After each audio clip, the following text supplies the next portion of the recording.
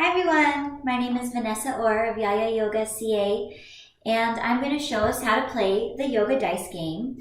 It's a different version than you may have heard, and we're doing it as part of Mindfulness Month, Yoga for Kids and Families. So let's get started. So you'll need 2 fuzzy dice. You'll need a yoga card deck that has yoga poses on it. You'll need to either label the pose if it doesn't have it labeled, and I numbered them from 1 to 6, and I use little stickies here for that. So to get started, and I made this version for a larger group of kids, if you're working with like 8 kids or more, and that's why I created this. So we'll start with just 1 dice. This will generally be for kids that are ages 2.5 to maybe 7, 2.5 to ages 7.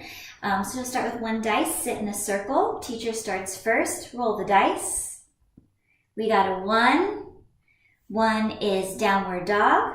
So as a group, we do downward dog. Then the next person goes, they roll the dice.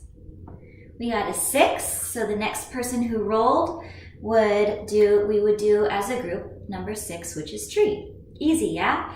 Well, what I found is sometimes the same number gets rolled over and over and over again, and the kids kind of get bored with doing the same poses over again. So I created a different part 2 to the game. So as you're playing, let's pretend that I rolled a 1, then this kid rolled a 6, and then the third kid rolls a 1 again.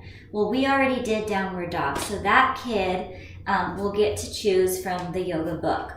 So this yoga book has yoga poses in it that I pre-labeled 1 to 6. So I chose 6 poses that I wanted the group to do and labeled them with little stickies here. It's just masking tape that we'll do together. So they roll the number 1. We don't need to do downward dog anymore. We already did it. So I take it away and they get to find it in the book. And the book and the pose is boat pose. So we do boat pose together. Okay, and then the next kid goes, they roll, and then say we get a number 1 again. So we did downward dog number 1, we did number 1 in the book, which was boat pose. That means it's Yogi's choice. So Yogi's choice is the most exciting part of the game. They get to make up a yoga movement, and we do it together. Or we can do their favorite yoga pose. It could even be a favorite yoga breath. It could be belly breath.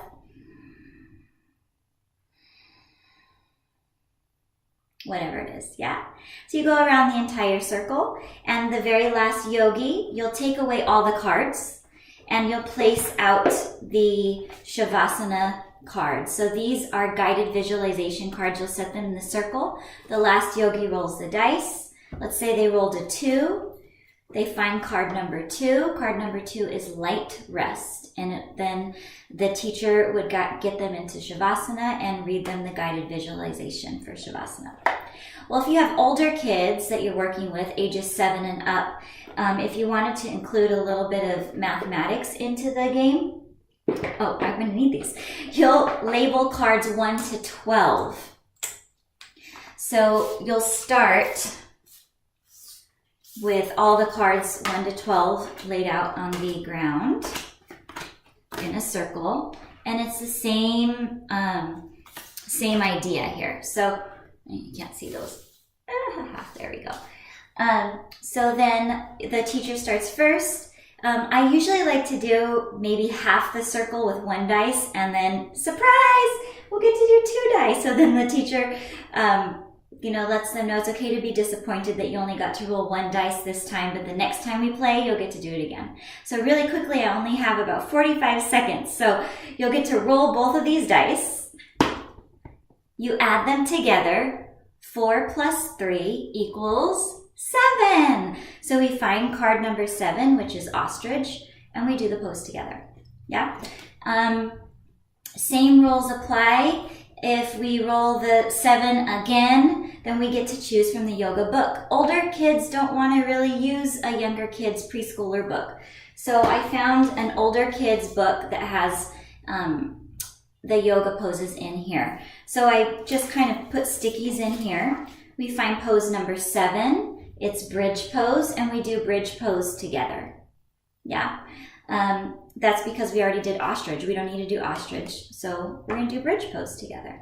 And there's a nice poem here the kids can read out loud to the group, or the teacher can read out loud to the group. And that's pretty much it. Same goes for the end of the class. You put all the yoga cards away. The last yogi gets to roll the dice and choose the last guided shavasana, number 6. So they choose number 6. We read it together, all over rest. And that's about it. I hope you enjoyed this quick version of the yoga dice game. A longer version will be available on my YouTube channel if you want a few more tips and ideas. But that's all I have for you today. I hope you enjoyed it. Bye.